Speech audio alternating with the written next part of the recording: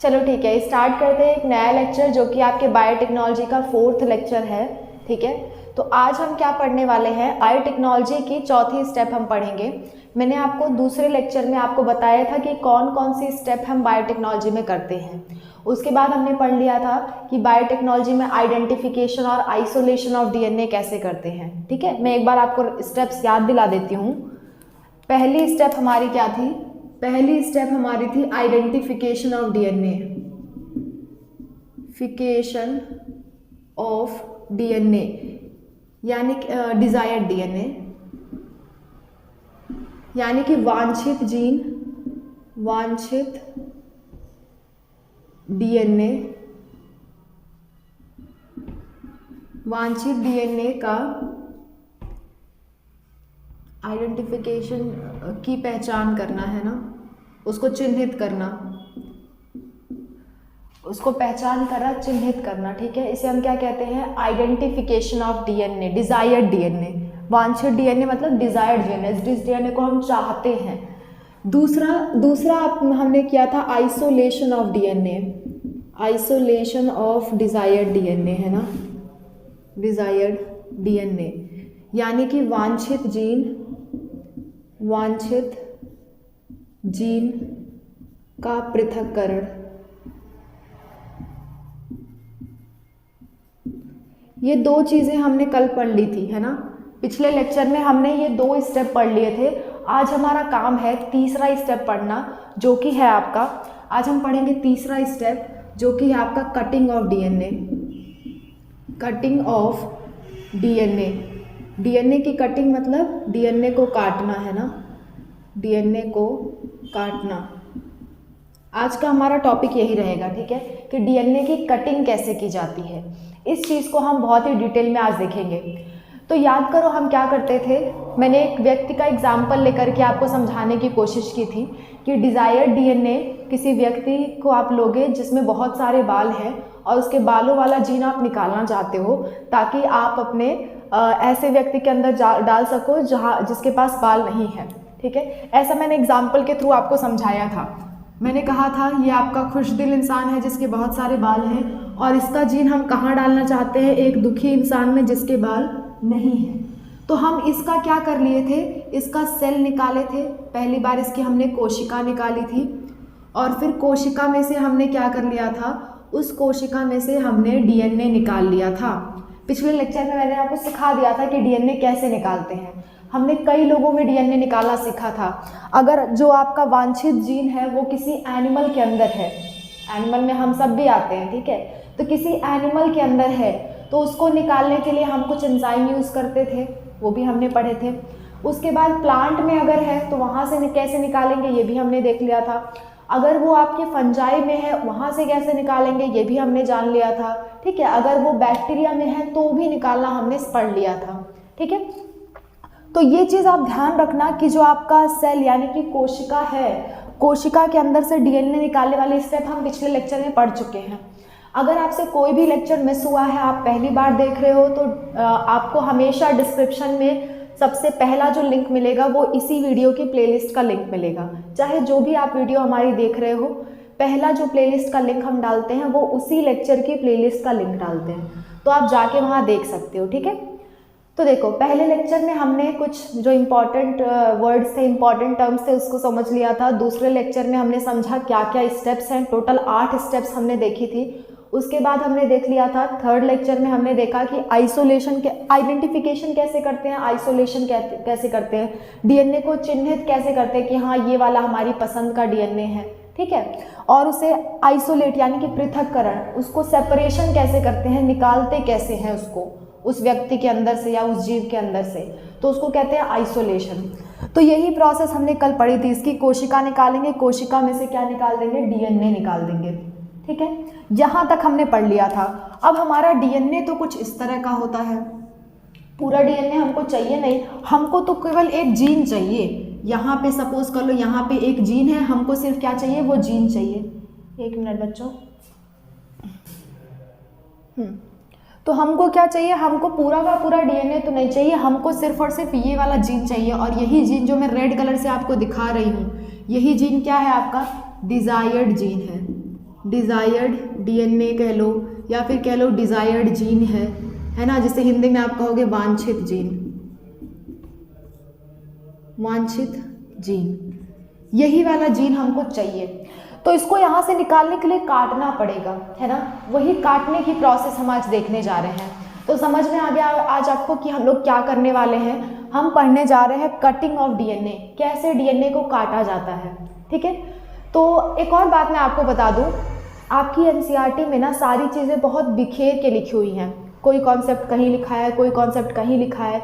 इस वाले चैप्टर में अगर आप एनसीईआरटी पढ़ने बैठते हो आपको बहुत दिक्कतें होंगी। तो इसलिए मैं जो भी एनसीईआरटी का जहाँ से पार्ट पढ़ा रही हूँ, वीडियो के थंबनेल पे आपको उसका मिल जाएगा कि कौन सा पॉइंट एनसीईआरटी का पढ़ा रही हूँ।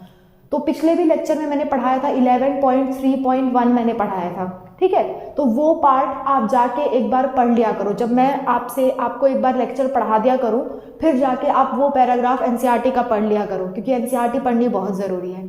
अगर मेरी लेक्चर देखने के बाद आप पढ़ोगे तो आपको पूरा पैराग्राफ बहुत अच्छे से समझ में आ जाएगा। तो मैं जिस भी एनसीईआरटी के पैराग्राफ को पढ़ाती हूँ, आप पहले लेक्चर देखोगे, समझोगे, उसके बाद उस पैराग्राफ को घर पे जाके पढ़ लोगे, ठीक है। आप जब उसे पढ़ लोगे तो आपको पूरी तरह से समझ में आ जाएगा और आपकी एनसीईआरटी बहुत अच्छे से कवर हो जाएगी, आपको एक एक कॉन्सेप्ट बहुत अच्छे से समझ में आ जाएगा, ठीक है। तो मैं हमेशा जो भी एनसीईआरटी का अगर कोई पैराग्राफ ले रही हूँ तो उस पैराग्राफ के लिए मैं आपको दे दूँगी कि एनसीईआरटी 11.3.1 से ये पैराग्राफ लिया गया है, ठीक है। तो उस पैराग्राफ को आप जाके पढ़ना ज़रूर, क्योंकि इस एनसीईआरटी में, इस चैप्टर की एनसीईआरटी में चीज़ें बहुत अलग अलग करके दे रखी हैं, समझने में बहुत दिक्कत होती है। तो आप अगर मेरे साथ साथ नहीं पढ़ोगे तो आपको बहुत दिक्कत हो जाएगी, तो ज़रूर पढ़ना उसे, ठीक है। चलो, तो आज हम पढ़ने जा रहे हैं कटिंग ऑफ डीएनए, ठीक है। तो मैं पूरी बातें मिटाने जा रही हूँ और मैं पहले हेडिंग डालूंगी कटिंग ऑफ डीएनए, यानी कि डीएनए को काटना।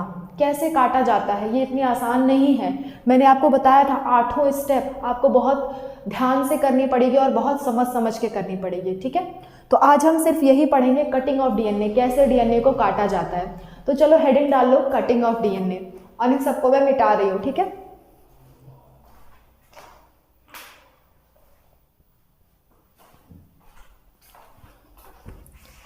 चलो, तो आज की हमारी हेडिंग रहेगी कटिंग ऑफ डीएनए।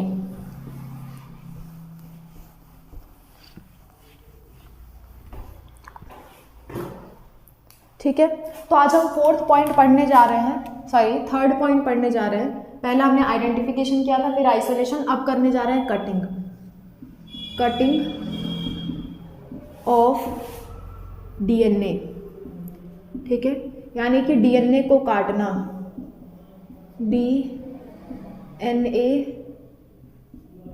को काटना, ठीक है। इसको काटा कैसे जाता है ये चीज़ें हम पढ़ने जा रहे हैं। बात समझ में आई? हमारे पास क्या है, हमारे पास एक व्यक्ति था जिसके पास बहुत सारे बाल हैं, ठीक है। उस व्यक्ति का हमने एक कोशिका निकाली, हमने क्या निकाला, एक कोशिका को निकाल लिया, कोशिका मतलब सेल, और इस सेल में से फिर हमने क्या निकाल लिया है, डीएनए, डीएनए को निकाल लिया, और डीएनए हमारा कुछ इस तरह का है, ठीक है। लेकिन हमें तो पूरा डीएनए नहीं चाहिए इस व्यक्ति का, हमें कितना चाहिए, बस इतना रेड वाला पार्ट जो मैं आपको रेड कलर से दिखा रही हूँ, जो कि आपका वांछित जीन है, वांछित जीन यानी कि डिजायर्ड डीएनए है, डिजायर्ड डीएनए सिर्फ यही वाला है, ठीक है। डीएनए या जीन कह लो इसे, डिजायर्ड जीन या डिजायर्ड डीएनए सिर्फ इतना सा है, तो हमें इसे काट के निकालना है, ठीक है। तो हम इसको काटने के लिए ऐसा तो नहीं है कि कैंची लेके जाएंगे उसको काटेंगे, नहीं, बहुत छोटे छोटे होते हैं ये, बहुत पतले होते हैं, कैंची से आप नहीं काट पाओगे, आपको पता ही नहीं चलेगा कहाँ काटना है, ठीक है, क्योंकि ये इतने पतले धागे हैं कि आपको पता ही नहीं चलेगा हमें कटिंग कहाँ करनी है।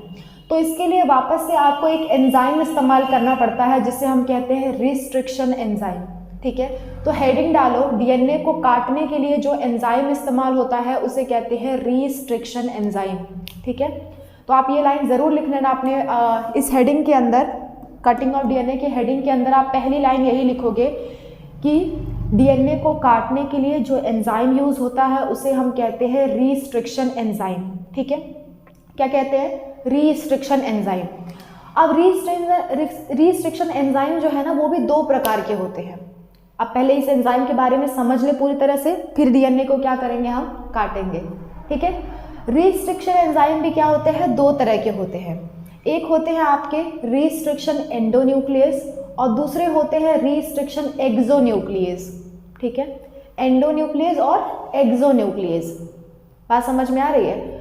रिस्ट्रिक्शन एंडोन्यूक्लियस और एक्सोन्यूक्लियस, इसका मतलब क्या हुआ, पहले की बात करते हैं। जैसे मान लो अगर हम लेते हैं रिस्ट्रिक्शन एक्सोन्यूक्लियस,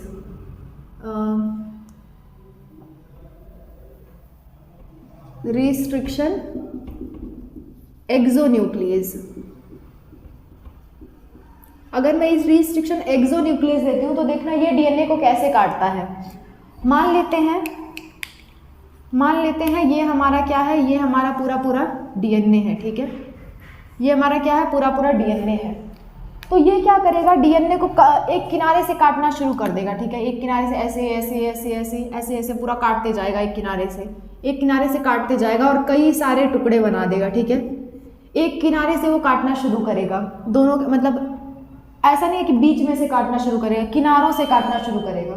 ठीक है, और एक एक पार्ट इसका क्या कर देगा, अलग कर देगा। अगर मैं आपको एक बात बताऊं, ये जो आपको ये धागे दिख रहे हैं ना, ये धागे बने होते हैं एक चीज़ के, जिसे हम कहते हैं न्यूक्लियोटाइड।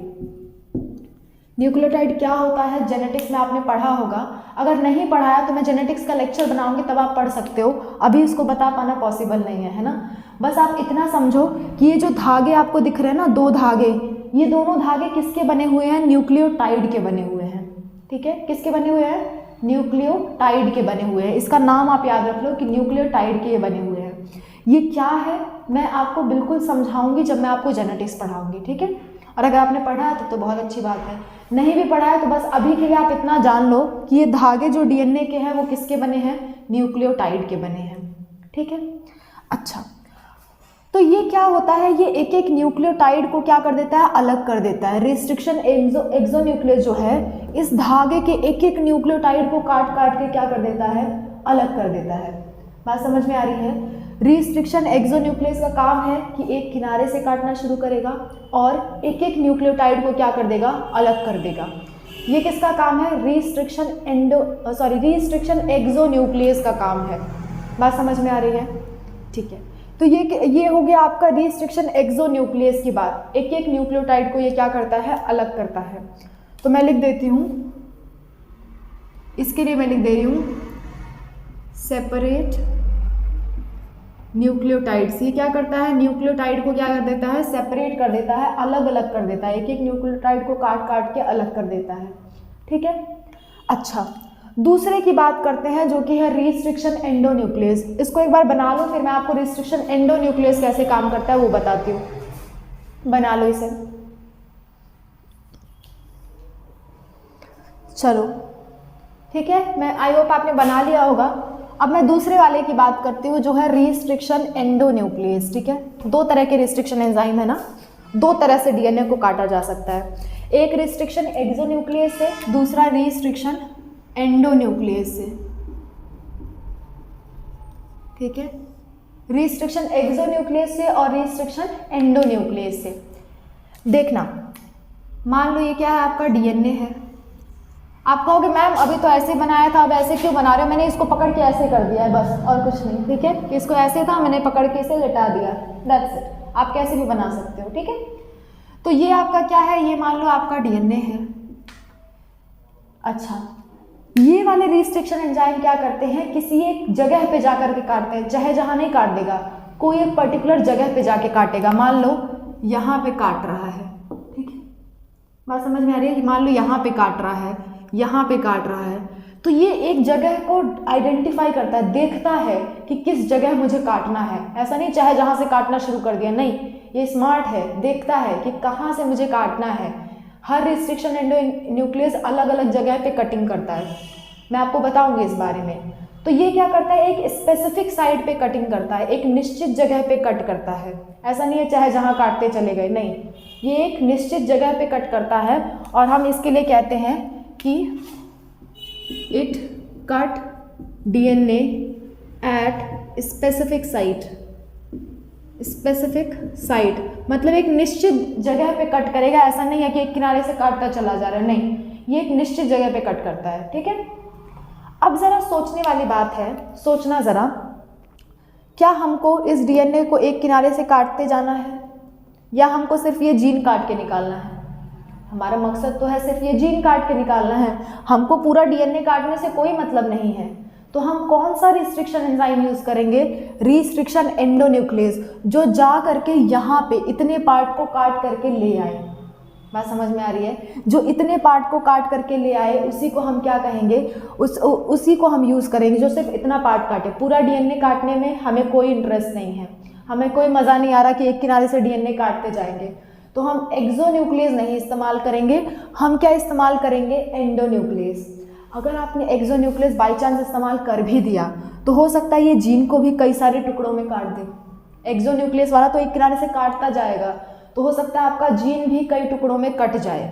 ठीक है, तो हम ऐसा नहीं चाहते, हम ऐसा नहीं चाहते। हम चाहते हैं कि हमारा जीन एज इट इज़ रहे, जैसा है वैसा रहे, वो टुकड़ों में ना बटे।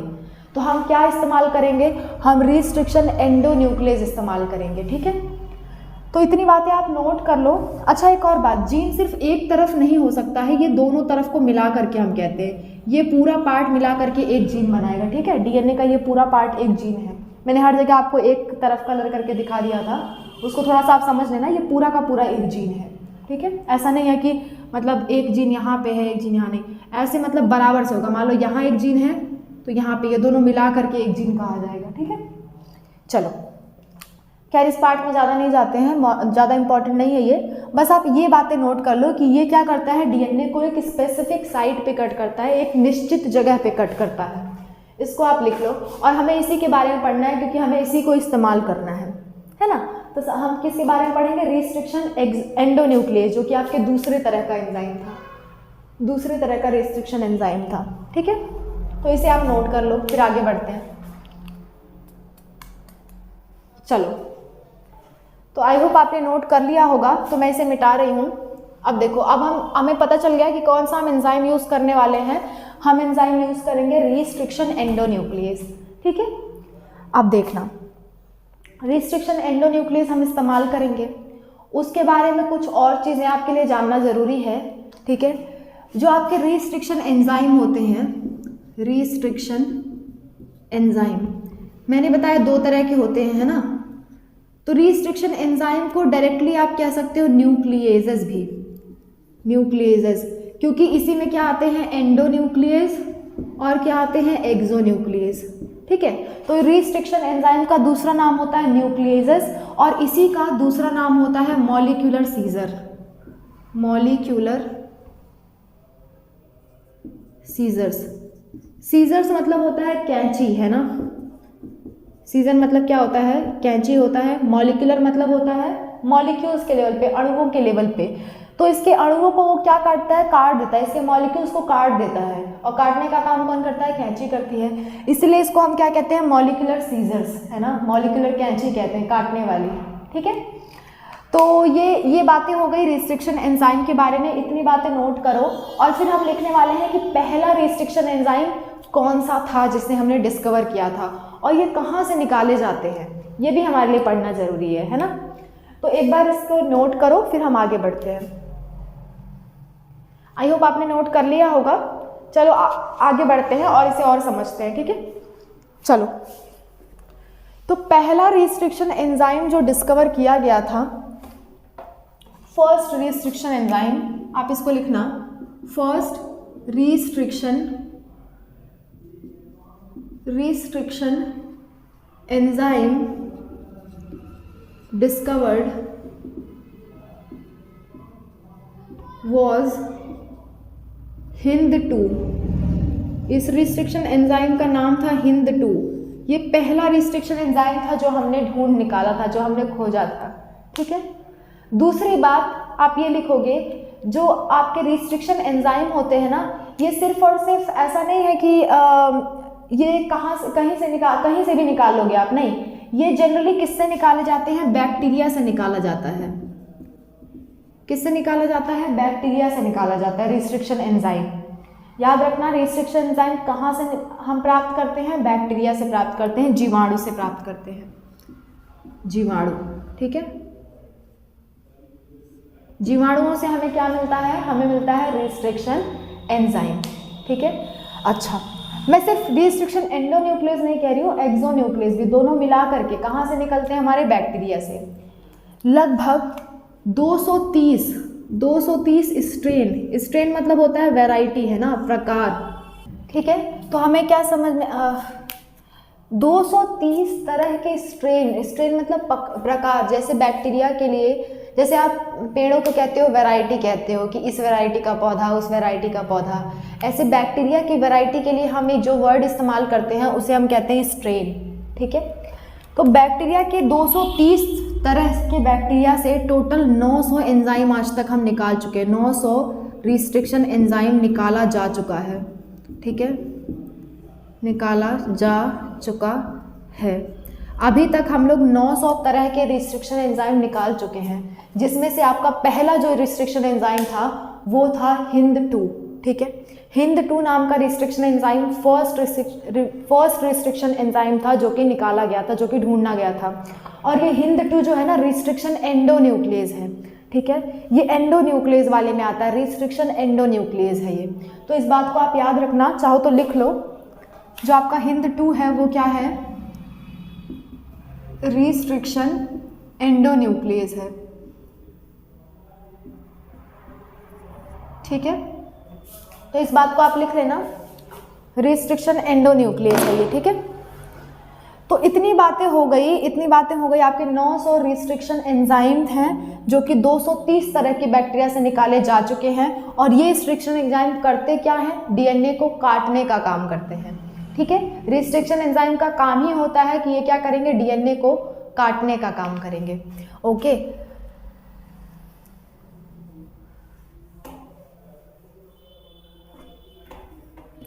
ठीक है, तो रिस्ट्रिक्शन एंजाइम का काम क्या होता है, डीएनए को काटना। बात समझ में आ रही है, रिस्ट्रिक्शन एंजाइम क्या करते हैं, डीएनए को काटने का काम करते हैं, इतना सा काम है इनका। अब ये काटते कैसे हैं, किस तरह से कटिंग की जाती है, ये भी हमको और अच्छे से समझना पड़ेगा। ठीक है, मेनली हम किसके बारे में पढ़ेंगे, एंडोन्यूक्लियस के बारे में, क्योंकि मैंने आपको बताया इसको काटने के लिए आप एक्सोन्यूक्लियस नहीं करोगे, नहीं तो आपका जीन भी वो काटते चला जाएगा, हमको वो नहीं चाहिए। हमको क्या चाहिए, एंडोन्यूक्लियस, जो सिर्फ इतने भाग को काट करके अलग कर दे और हम उसे छांट लें बाद में।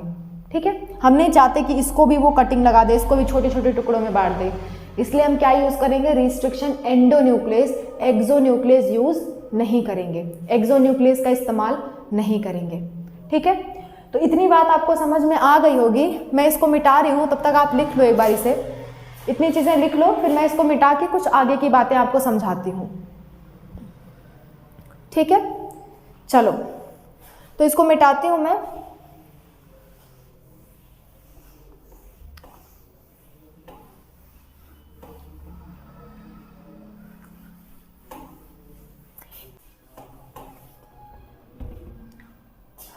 ठीक है बच्चों, तो आज के बस इतनी ही बातें करेंगे, क्योंकि आज का लेक्चर आज मैं अगर काटने को आपको बताऊंगी तो ये लेक्चर बहुत लंबा हो जाएगा। मैं नहीं चाहती लेक्चर मैं बहुत लंबा करूं, तो ये हम दूसरे पार्ट में पढ़ेंगे बाकी का, कि कैसे कटिंग होती है, आगे की प्रोसेस कैसी होती है। आज के लिए आप इतना याद रखो कि कटिंग हम करते कैसे हैं, रिस्ट्रिक्शन एंडोन्यूक्लियस की मदद से हम ये कटिंग करते हैं। रिस्ट्रिक्शन एक्सोन्यूक्लियस भी कटिंग कर सकता है, पर हमें फिलहाल यहाँ पे उसकी ज़रूरत नहीं है।